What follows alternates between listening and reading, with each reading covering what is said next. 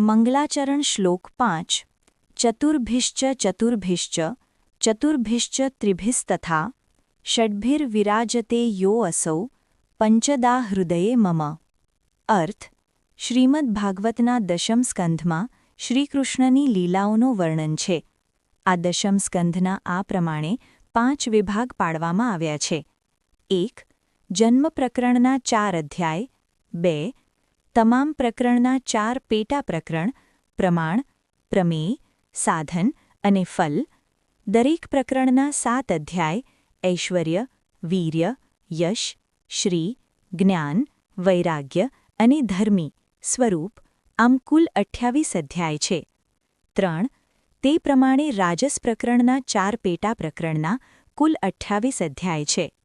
4 સાત્વિક પ્રકારના 3 પેટા પ્રકરણ છે પ્રમેય સાધન અને ફલ તેના 21 અધ્યાય છે। 5 ગુણ પ્રકરણના 6 અધ્યાય ઐશ્વર્ય વીર્ય યશ શ્રી જ્ઞાન અને વૈરાગ્ય છે। આમ 5 પ્રકારે વિભાજિત એવા દશમ સ્કંધમાં બિરાજતું ભગવત સ્વરૂપ મારા હૃદયમાં બિરાજે છે। તેમને હું નમન કરું છું। સર્વ વૈષ્ણવને જય શ્રી કૃષ્ણ।